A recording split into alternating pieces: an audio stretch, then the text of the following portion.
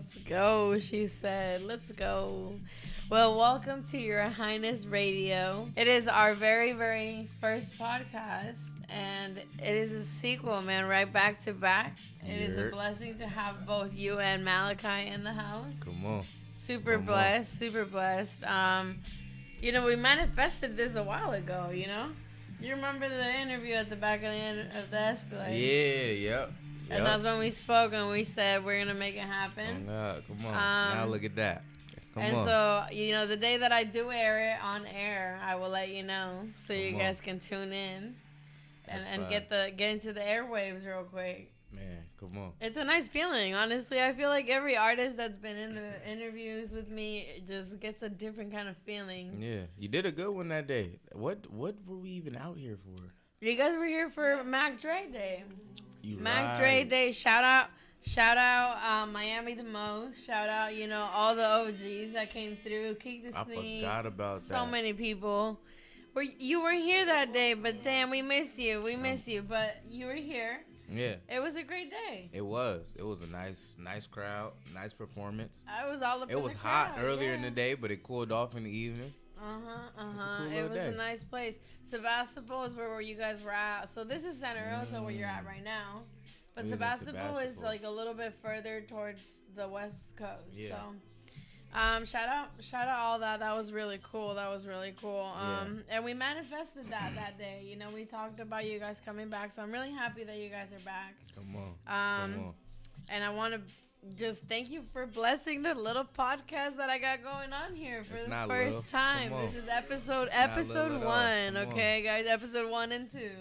Come on. Let's get it. So let's start with these good questions here. First day I met you, I seen you with that camera. Steady with that camera, and that's what you've been doing all along.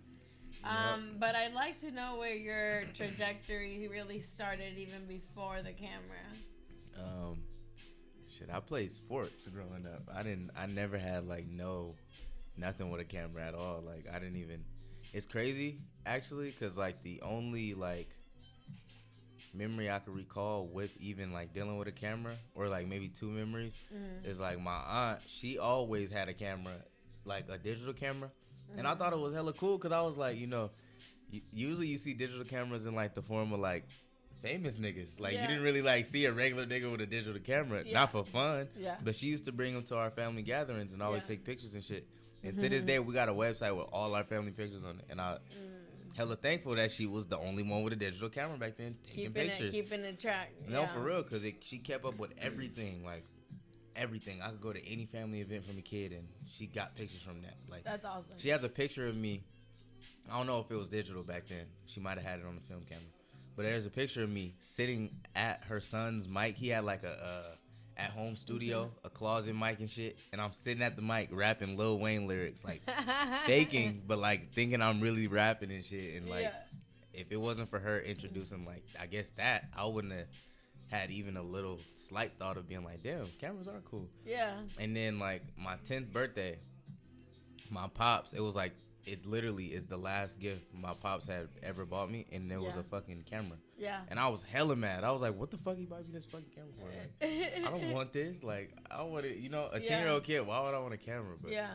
I don't know. He bought me a camera. 10 years old, and then you chose to actually do something with the camera? No, absolutely not. I kept going with my life and playing sports. Okay. I didn't even think about a camera. I never really put it to use actually. I think I gave it to my mom. Okay. And I got to school or high school, kept playing sports. I was actually getting recruited in high school, to go play at a few different schools. Wow. But I ended up having a crazy bad injury where my spine contracted, went this and came back. And I'm sorry you had to go through that. It was crazy. I lost feeling to my legs for 2.5 hours. And and when it was game 10 of my senior year too, our very last game for football? Before playoffs. And so I ended up not being able to play at all in the playoffs. And I was being recruited by Wyoming, Reno. Those are the D1 schools I was recruiting me. So I ended up going on a visit to Reno. And at the time I had an offer from Wyoming, but they were it was like a lot going on with like recruiting at the time, so I didn't really have like a guarantee that I could go, especially with my injury, because of like everything that was going on. Yeah. So I ended up still going to visit Reno, and maybe like a week after that, I like basically just find out like I'm not gonna be able to go to Wyoming and Reno either, because there was a guy above me that they were recruiting, and they were like, if he don't commit, then the offer's yours. But he ended up committing, so I was like, damn. So I ended up going to Sac City for a year, playing football there.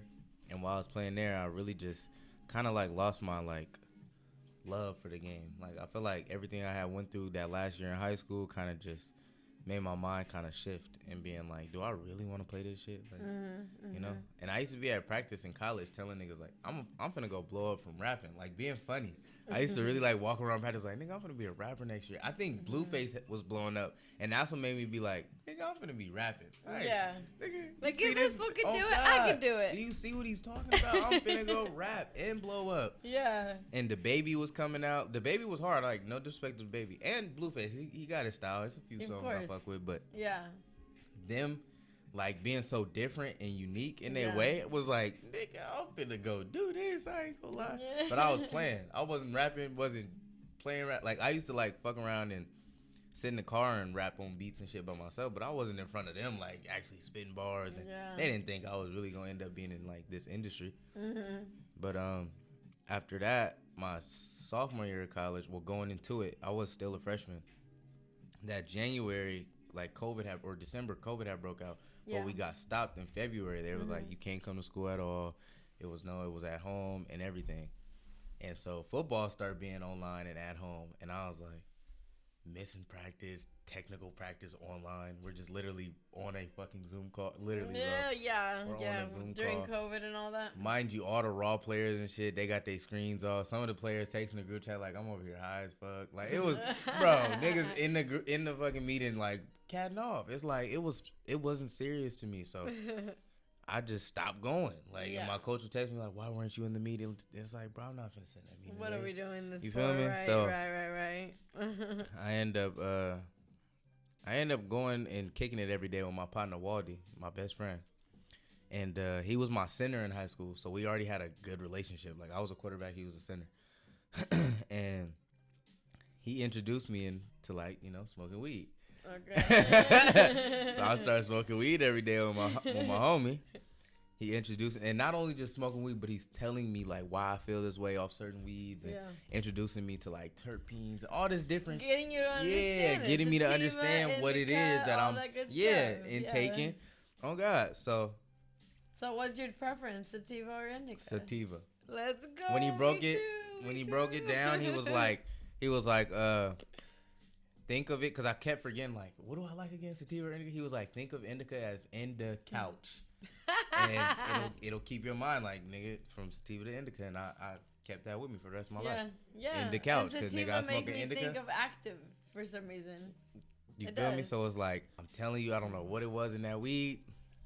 That shit had me like...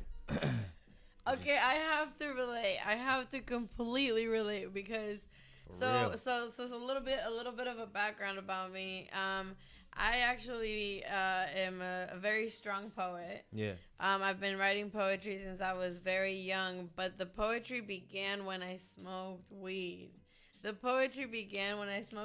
When I began to smoke weed, all of a sudden it's like a little switch happened in my mind, and all of a sudden I was like writing, and I was and you thought you could take that super shit serious. Creative, and I took this shit serious. Exactly, so that was me too. I was like, bro, my experience was that, you know, I smoked weed and I felt inspired, and suddenly I was thinking differently, and you know, my poetry came every time I got high. So come on, you know, that's literally my story on that one. That's for sure. And I did a poetry club in high school. Which I was the founder of. You was smoking in high school? Oh, yeah. Oh, see, I got late. I was late. I was in college. Like a young girl doing all that. So, you know, when I was in high school, I created that club, though, and I also manifested so many people being a part of it we did spoken word and poetry clubs and like spoken word shows and things like that, and it was really cool. Wow. And we have a published book. It's called Redeeming Voices. What? Okay then. Yeah, I wrote the foreword for it. So it's that's really crazy. And that's like an accomplishment. Shout out Weed during high school. Shout out Weed. Now, it changes their lives, and I think that people do have to open up their mind a little bit more towards it for sure. Cause I ain't advocating for just don't just go smoke your life away, because I've been there as well, just smoking for no reason. You shouldn't abuse the drug, but it's definitely been like a very positive, And it's therapeutic. Right? I feel like a lot of the hardest times that, we go through, sometimes it eases the stress a little bit, So for sure. And I think like everything, you just can't, don't abuse it. That's what anything, like for real. Like don't abuse nothing, but definitely not something that you like fuck with, because eventually it's not gonna be something you just like, I'm just doing it because it's gonna be like I'm doing it because and it's like it's important to keep a balance. Exactly. 100%. Exactly. Well, another question that I have for you is, obviously you're speaking about like your journey with music and stuff like that, but you are now like a true great producer and videographer. Yeah, and so I would like to hear a little bit more about your journey when it comes down to that videography. Like, where did it begin, and what kind of like training have you gotten for that? So my first like technical like real introduction with it was my senior year of high school. I took a video production class, but I bullshitted the class. Like, I only got an A because I was the quarterback at the school, and the teacher just fucked with me. Okay. Like, I showed up to class and would go to sleep. Like, we used Premiere. Like, I edit in Premiere. We use that software every day, and I never paid attention.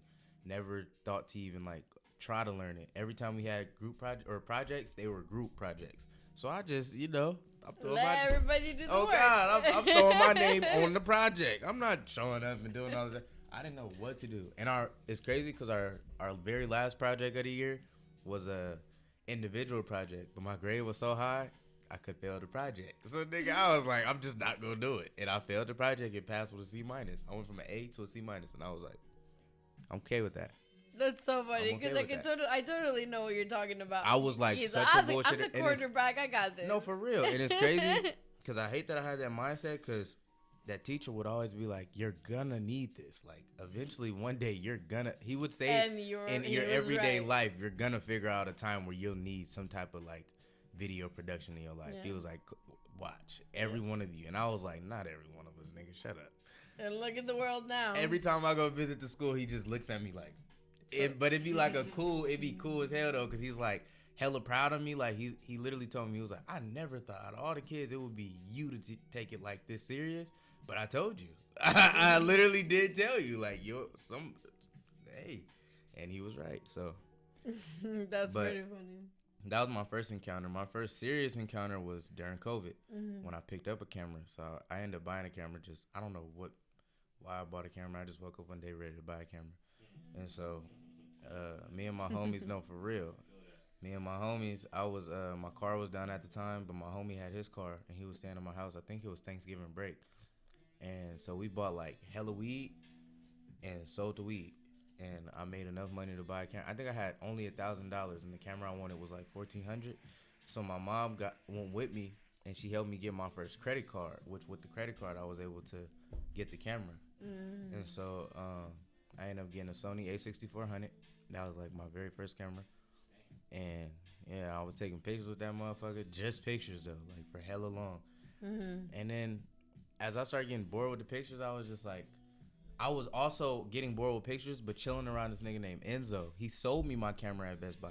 Like, he worked there. And the only reason we even became hella cool is because he came over to my house. He first asked me in the line, he was like, what are you finna do with this? And I was like, take pictures, I guess. Maybe videos. Like, I wasn't too sure what the fuck I was gonna be doing. He said, well, if you're gonna be editing, I could come jailbreak like all the editing apps on your computer. Nice. I'm like, hell yeah. Let's do that. So he come over to my house, my mama cooking and everything. He ended up eating with us, and we kind of chilling and talking. And while we're talking, he's like, I really hate doing this for people because I never really know if they're going to use it. And it takes me hella long. It took him like 2.5 hours to do it all. Wow. So he's sitting there for hella long. And he's like, usually when I do this, people usually don't use it. So in the back of my mind, I'm like, damn, I'm going to feel hella bad if I don't like, you know, do something with this shit. And thank the Lord he did that, bro, because I didn't have the funds to pay for Premiere and Photoshop and After Effects. And that shit got me through my first year and a half of editing. Like, I literally did every project. I did like 50 or 60 videos before I was, like, ready to level up. Okay. And I didn't even know that my shit wasn't, like, all the way operating at full capacity because it's jailbroken. I didn't even know what the fuck I was using anyway. I'm just using that shit. Mm-hmm. So, I went to, like, do an effect one day that I was watching on YouTube, and I couldn't, like, trace what he was doing in the same shit that I was using. So I'm like, something ain't right. Mm-hmm. And then I started putting 2 and 2 together, like, you also don't pay for this shit. It's jailbroken. You can't update the app. You can't do nothing. So I had to literally go pay that day once I figured it out, and I was at a point where I could pay now. I could afford it. That first year and a half, I could not afford it. I was on, it was COVID, and I, for some reason, just couldn't get a job, like, at all. Like, I was applying everywhere. Anywhere you could imagine, I was applying, and just could not get a job for the life of me. So I was really, like, just working, just editing and shooting videos and kicking it with the homies, building my platform. That's cool. Not knowing I'm really building a platform, but you know. And when you say videos, you mean like music videos? Strictly music videos. That's all I did. Hey, that's always good to know because we working. We working. We're about to shoot my very first video for my single. For my very own single. So we're Come on. Seriously, I'm super excited for it. So you guys will see a little bit of that later on. When it comes to your creativity, because you're not just a videographer, you're not just an artist, but also you're an event curator. Mm-hmm. Yeah. So when it comes to that, congratulations, first of all, because that show for Kamaya, I was there, I was present, and I had so much fun. Thank you. It was like the best hour of my life, and it really came together really nicely. So how do you go about that process? So me and Kamaya, we kind of just formed a great relationship right off the bat. Like, she was just hella cool. And once we did the live session and it started going viral, I was in the car with Russell, and he was like, you know, you should capitalize on this moment and you should throw a show with her because nobody's seen her with a live band. That's why it's going so viral. And I was like, damn, you're right. So I texted her. I'm like, you down to throw a show at our venue? Like, a little intimate set? She was like, tell me where I need to be and when. And ever since then, we just been, you know, rocking. But to go about that process, you kind of just got to find an artist that's down. Once you find an artist that's down, I use the same ticketing platform that LaRussell uses, What's TBA. And then go in, make an event, make it offer based, obviously, and see how many tickets you sell. You know, like, I didn't even know with Kamaya, I figured it would sell out, but I was like, I don't really know who the fuck gonna come or how many people would like really support. It's kind of scary throwing shows. You really don't know like how many tickets you gonna really sell. You know, like and it's like a risk. It's a risk. It's a very high risk, especially if you're spending money to put on the event. Thankfully, we have a venue, so it didn't cost me too much to host this event. But usually, you got to go rent a venue. Like, I'm just in a very unique position. I'm in a position that has never, like, really truly existed to the extent that it exists. Usually, people that get as much access as, like, me or, say, somebody else that works at Good Company, you would be either signed to that entity or giving up something. We don't give up anything. Like, LaRussell don't force us to pay him. He doesn't force us to give him splits on anything. We do that shit out the kindness of just what he taught us. He would do it for us, so of course we're gonna, you know, do it for him. We don't. We're in a very unique hybrid position. This shit do not be happening at all. Like, I'm very fortunate to be able to stay at the compound with him and utilize that venue. Because if not, it was going to cost me at least $3,000 to throw that event. For sure. And it didn't cost me nearly that. Yeah. I was actually able to make that damn near close to 4 racks in tickets. Just tickets, you know. So Yeah. Congratulations. It was a great event. And there's one coming up. Yep. Tell us about that. November 15th. We're hosting it again. Another one, but in Oakland at Lake Cafe View. Okay. Or Lakeview Cafe, my bad.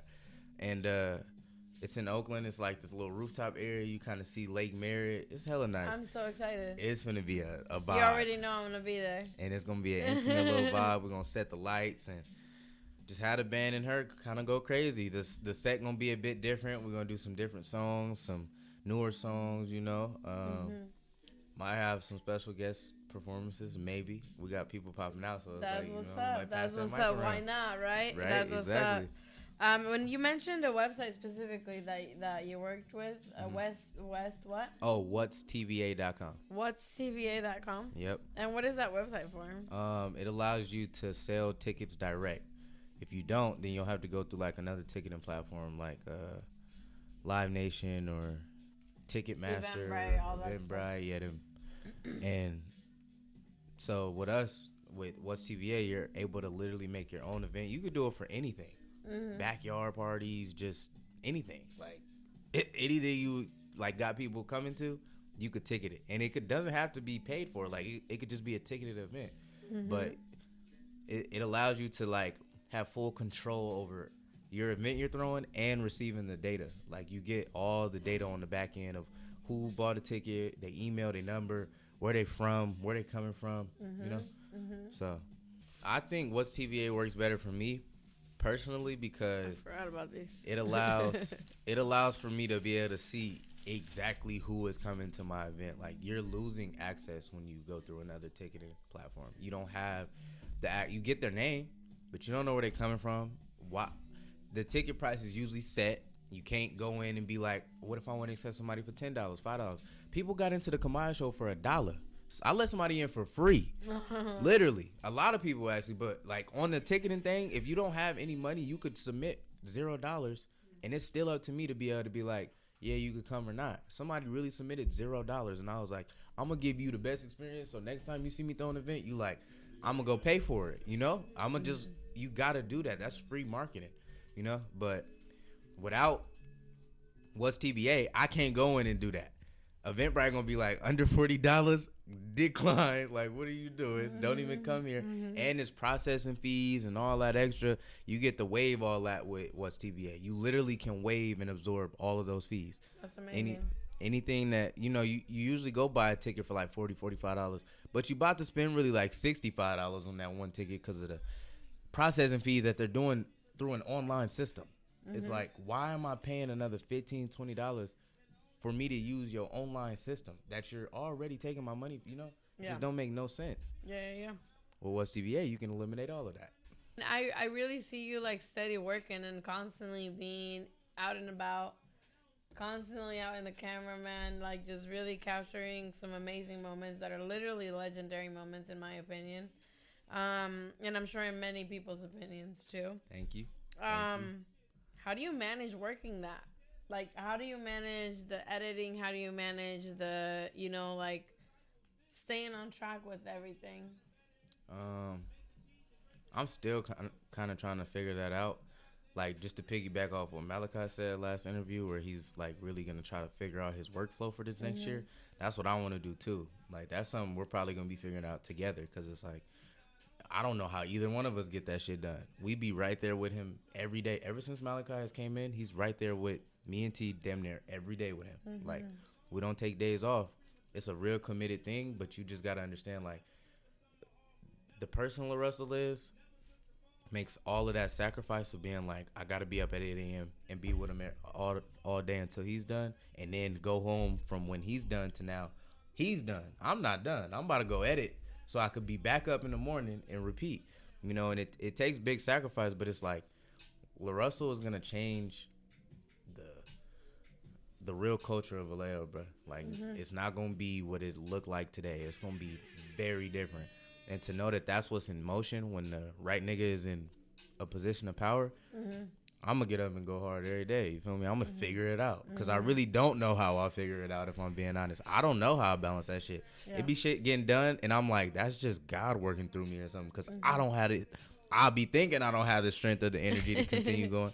Like, me and Mally have had plenty of talks, walking each other off the deep end of being like, because it get real hard doing this shit. It's not easy at all. Like, we don't have a real balance, but we figuring it out.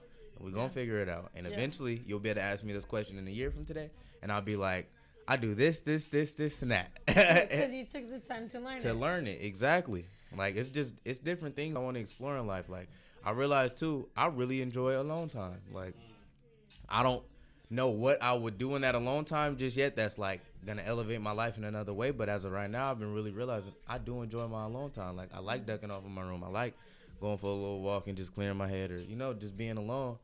Because it gives me time to reset my emotional battery and my, people's battery. To be around people, to give as much as I give. I think I really love that you're touching on that subject specifically with alone time, because it's a phase of my life right now that I'm dealing with. I generally live with somebody. I generally always have somebody in my life, and it's not till now that I'm actually like in this beautiful home by myself. Yeah. And it took me a minute, you know what I mean, to just like readjust myself and like understand that that's a beautiful thing. It's a beautiful thing. And that, getting to understand yourself, or even just find like your own company and your own friendship, because it's like, it's not like I'm really here completely by myself. It's like me, myself, and I. You know what I'm saying? It really does feel like it's multiple personalities that are just like here. You know what I'm saying? Yeah, no, for real. And it is a beautiful thing, because I think it's alone time is so important, because you get to like really like analyze life and really hear your own thoughts a lot more, and more like focus on yourself. Exactly. Yeah. So there's a very beautiful thing. It's in solitude is what I call it. It's not loneliness, it's solitude, and it's a beautiful thing. What's your process like as far as work goes? So, like, as far as being in the moment, but then also creating it to get to the platforms that it gets to. So, as far as, like, my process for the Russell is usually, we got a calendar, so I just check our calendar. I usually check the calendar, like, a day before or 2 days before or whatever we're going to be doing. Be up, available, ready, all shit charged, ready to go. At the end of that day, I film on 2 cameras all day, like at the same time. I use this Osmo and I use a DJI Ronin 4D. When we get home, I drop all the footage. And into one like big timeline. And with the Osmo footage, I dump that to Cujo. Cujo cuts that footage up, makes it one whole vlog. I then take the Ronin footage, the 8K camera. I cut all that footage up, make it into its own vlog. So it's 2 separate vlogs because they both have 2 separate looks. This is more of like a everyday vlog style, just in the moment camera. It's more like a phone, if anything. The 8K is like documentary style work. So that's the big one, right? Yeah, that's the big camera. And that's like the main big doc that I'm shooting for. So that's why I use both, so that we got 2 different perspectives, but we still give you 2 separate pieces of content, because they feel different. One has less cuts, less, it's not as neatly dressed. This one, we took our time and, we put the, but after that, I then deliver it to LaRussell. He goes and uploads it to Even, YouTube, and then schedules it out in Hootsuite, to Instagram, Twitter, TikTok, and Facebook. Wow, okay. Yep. And then for Splash Bakery, I just, whatever time I'm not working on the Russell stuff, it's a rinse and repeat, edit, cut up, put on YouTube, put on distros, and then release. And whatever free time I get, I usually am doing that. So if you see a post go up from me or like just new drops every single day for like maybe a week or 2 straight, it's because I finally got the time to be able to like pick up my own shit and just edit for a certain amount of time. Okay. Yeah. Very dope. And so you also mentioned something specific that I wanted to talk about is Splash Bakery. So tell me more about Splash Bakery and what that platform is all about. So Splash Bakery started off as just a music video platform. I was like extremely inspired by like Cole Bennett and what he built, Lyrical Lemonade, for Chicago. I was like heavily inspired by that shit, bro. I was like, I really want to build like a music video platform that feels like this, but it's for the Bay Area, because we don't really got nothing like that. We got one platform that represents the Bay, and it don't represent us in the capacity that I felt like I could represent it. So I was like, fuck it, I'm gonna start my own, and doing that, I was just like watching all Cole Bennett videos, just seeing everything he did. He had a blog platform. He had everything. Like, so I was like, fuck it, I'm gonna do that too. I'm gonna make a blog platform. I'm gonna drop music vids, try to shoot BTS, all that shit. Yeah. So up until the point of me meeting LaRussell, it was literally just music vids and maybe like animation content and shit, but like nothing like crazy. And then I met LaRussell, and I was able to start branching off and doing like vlogs and live sessions. And I started off with live sessions with just the DJI mics, like the little like handy mics. I wasn't using like what I use today. Yeah. But it was an idea that I seen would turn into this. I just had to start somewhere. Like Mally was there for a lot of my early shit. I got like 3 or 4 songs on distros with him, from a violin and just a DJI mic. Nice. Like, bro, I really started from ground like zero with that shit. But I managed to, you know, turn it into what it is today, which is like a bunch of like legendary songs in the culture have been like shot in live session form on my platform as of right now. Eventually, I do want to get back into like music vids and visualizers on my shit too, but as of right now, I would really say people are starting to put like the live session to like a thought when they think of Splash Bakery. Totally, like, totally. That's where all the live sessions live.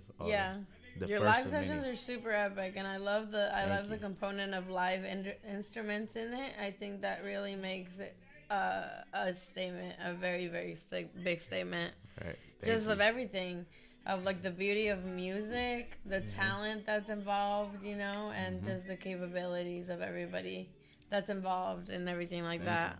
A few things. So do you play any instruments? Not no more. I used to be in percussion though, from like 7th to 8th grade. Okay. Yeah, okay. I was in band.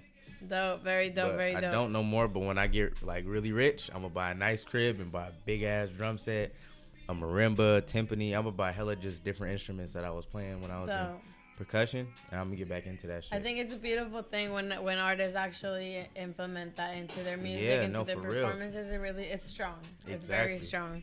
And last but not least, you know, your experience that I'd like to hear, like exactly where you met LaRussell and how that opportunity has opened up for you, you know, for the past year. I met LaRussell at an interview. My uncle was he was doing like interviews and shit, and so he knows G Stacks, which is like a friend of LaRussell. And so G Stacks hit LaRussell. LaRussell said he was down to do it, so he came to my uncle's office, studio space in Benicia, and I was shooting it. Like I was using all my uncle's equipment to shoot the interview. And while they're sitting there setting up, I actually got the moment caught on camera. I've been saying I'm gonna post it for hella long. I'm gonna post it this week. All right, I'm gonna be on the lookout for that. But I got the clip, and it's literally me walking up to him, showing him like my video shit, and I'm like, if you ever need like a music video, I would love to do a music video for you, yada yada. He's looking at the screen. He's like, "You made this?" And I was like, "I made this." And he was like, "No, I mean like all of it." I think it was a video I did with this artist named Tazumo. Okay. And I can't remember what the name of it, but it's on my YouTube channel. And he was like, "Ain't no fucking like you did all of this, like shot it, edited, all of it." I said, "All of it, like me." He said, "Nigga, take my number down. We finna do some shit." So I'm hella juiced, like let's do it. But right after that, I think he ended up doing Breakfast Club, and it was like he like took off, like he was already blowing up. Yeah. But I think he did another like freestyle with him, and it just, bruh, it went. And it was crazy because he went on a run for like maybe 5 or 6 months. We didn't really like talk. And then he just randomly hit me one day. Or I sent him a video that I shot for an artist. I spent my last $600 on this video making it happen. And after I finished it and everything, I sent it over to LaRussell. And he was like, "This shit is hard as fuck." He was like, "I bought this camera with you in mind," and sent me the camera that I use every day. Wow. Yeah. He bought a camera for you. With me in mind. I don't know if he was really thinking like, oh, he's really going to use it. But he was like, "This is the camera that I want you to use when we shoot." And so, wow. And so that's the camera that you use to this day. Yep. So he's like, "Write me a treatment." And I'm writing a treatment. And during that week of me writing a treatment, he ended up hitting me like, "Hey, what you doing tomorrow? Pull up." So I pull up to just talk with him and smoking shit. Like, yeah. And as we talking, he just telling me the whole game plan of like what this shit gonna be like joining the team.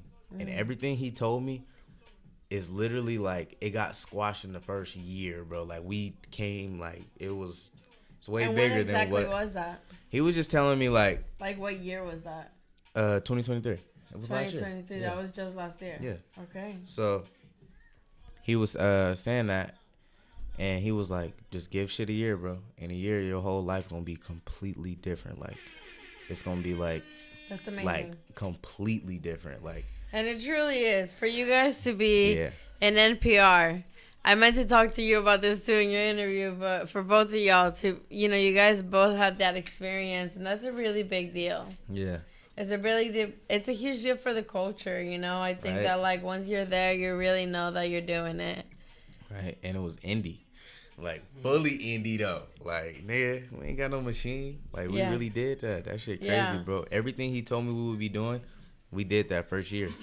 And more. Like way more. Like he underestimated. And I'm sure he did that like purposely. He don't want to just tell me a bunch of shit and have me blowing smoke and shit. You feel me? Like he wanted to see me work for it. But bro, I've seen way more than what he told me I was gonna be seeing. Wow.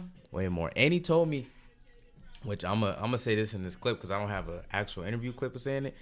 But he told me, he was like, and when all this shit happened and Drake come and hit you trying to be on your platform, just send me my split. Nothing crazy. Just send me my split. And I was like, send you a split? How? I have to be uploading shit on distro to send a split.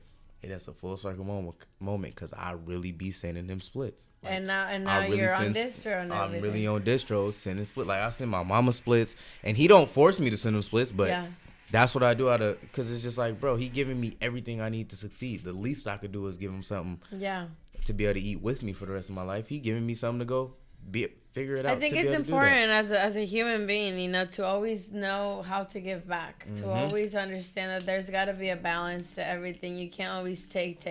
You got to give back one way or another, and I feel like that's the gift that I have had for the past year, being part of, KWTF and being part of the radio, because I've been able to give back to my community, get people to be hyped about what they're doing, because to be on the air is a big deal, It is. So you guys definitely count on that always. Like I told you guys, give me some radio edits. I will always get you guys on rotation and everything like that, I would definitely be sending you some shit through. 100%. And then the last question that I personally have is, like, where do you see yourself for, like, in the next, 5 years? Like, what are some big goals that you have in mind? Executive produce a platinum record, shoot a music video, or visualize it for a platinum record. I've already shot a live session for a few platinum records. Life, like, a little something. A little something. What else? I want my own compound. I want the Splash Factory. The Splash Factory. Like Fantasy Factory with Rob Dyrdek. Tell me what that looks like. It's going to be a big-ass compound with just... I'm a kid still, bruh, so I could see me having a big-ass ball pit in there, foam pit. A bunch of different games and shit, but really like a big ass like creative center, creative space, green and blue rooms. I don't want just walls. I want big ass blue green rooms. I didn't want a skating park inside of it, basketball court inside of it. Yeah. All like office spaces and shit. A bunch of camera equipment, obviously, a whole camera department. Everything I would need to succeed and not have to leave is gonna be in there. 100%. Like 100%. Different set rooms, different vibe, like studios, everything. Everything. And I love this question because at the end of the day, I feel like it's manifestation. And we're creating a record of it. You know what I mean? So that you can look back at it like whatever time that is after here. And eventually really you're going to see like, it. I said I would do that, I said, oh, God, I really did. So like you have been seeing your manifestation happen. So. Right. One last thing. Splash Fest. Where it's like I didn't grow up hooping for real. Like I never really played on a team or nothing, but I fuck with hoop. Like I ain't gonna lie.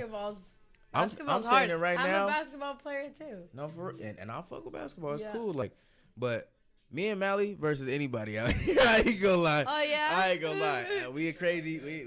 We nice. I got a corner on the corner. But it's like like I fuck with basketball. Like it's just hella fun to me. Like it's therapeutic to me. Like 100%. Being out there hooping and shit. I forget about everything when I'm hooping. Like that should be hella cool. That's how dance is for me. Whenever I'm dancing is what I call bliss. You forget everything. Because nothing matters right now. All that matters is what my body's doing. And so I want to host a festival around that. Like maybe like 3v3 teams, but performances there. Basically festival style, but basketball oriented. Like okay. And it's a cash prize at the end of it, you know. But my biggest thing is like I'm really like a regular nigga. Like no matter how big I get or my brand gets, I'm always gonna be a regular nigga. I'm always gonna be like of the community. So I think it would be hella cool to bring all like, you know, the bigger celebrity homies to the events and have, you know, regular everyday people playing with some of their favorite artists from the years. That would be super You know, amazing. On the teams though, like not just playing against, but also playing against too, but on teams and really mingling and being a regular human, because that's really what we all are. There's no separation in human or people. We all the same nigga, like not same for real, but you know what I mean. Like we're all human. We all human. Like There's no I don't give a fuck how many followers you got on Instagram. You're still a regular human. You're gonna leave and you came into this earth the same way everybody else did. No cap. Man, I'm just super blessed once again. Like I said, thank you guys. Thank you guys for making the travel and the time to come out here and like get to know me. Thank you. You guys are blessing my podcast for the first time ever, for real. Your Highness Radio, straight up, has always had kings and queens in the community. You guys really are what I consider black elegance. You guys are both super amazing people. Thank you. You as well, Pac. And, you know, I really appreciate you guys being a part of my movement, you know, and what I'm doing. Sometimes I have some hard times where I'm like, why am I doing this? But, you know, it don't matter. I think that it's just for the connection of, like, humanity, but also, like, the beauty of art, you know? Yeah. One thing that I notice in your music and in your endeavors, too, is that we alchemize our life, you know? When I speak, like, what do you guys write about? It's about life, and it's about creating something beautiful out of hard times and out of, like, times that, like, teach us certain things, you know, that are not always, like, an easy thing to do. Not for real. I just want to say thank you. Thank you for taking your time, honestly. I was so nervous this morning. I'm not going to lie, you guys. But this went well. I can't wait to get this back. I'm going to have hella clips out of here to post. No cap. So I'm super excited. I can't wait for KWTF to really grow through me. It's one of my biggest goals is to get that community radio like lifted off of where we're at right now. Because like, they struggle. We struggle, you know. Yeah. I'm just a volunteer there. So if you guys ever watch now. Yeah, if you guys ever think about ways to give back to the community, hop on KWTF, hop on the donate button, and you know, we are always looking for pledge people, you know, that can join us. And you guys definitely always have my support at Your Highness Radio every Saturday. Thank you, dog. Appreciate it. 46, 100 for sure. And I'm gonna be on there a little bit more often because I love playing Latin music. Yeah. But I also love playing rap and hip hop, man. I stay Bay Area for real. That's all I do. Good. That's all I do. But sometimes I get in trouble because I don't be like editing the music. So. You know, it's harsh, but we got this space now too, so I'm gonna be bringing some more people in here. Get me connected to some people you know, would be down. I know Clado said he was down. Clado's next. I'm finna tap in for sure. I'm finna hit Mike Prince. See if he be. No, 100. Kenzo Wood. Mike Prince. I've been trying to get Mike Prince because the other thing I do is a dance teacher. I'm in the community, like, teaching kids how to dance hip-hop. Yeah. And I really want to bring Hip Hop for Change, which, shout out, I don't know if you guys know her, but Little MC. She's in the Bay Area, and she does a program called Hip Hop for Change. She brings artists to the schools. She teaches kids how to write poetry. Yeah. She teaches them how to mix music, all that kind of thing. So, you know, I'm trying to, you know, bring those people back into this community too. So, say less. You know, thank you so much. Support. I feel super blessed. Another hug. Thank you so much. I really appreciate you guys for blessing my very first podcast. We did it. We did it. Oh, for surely. You guys are my little heart, right?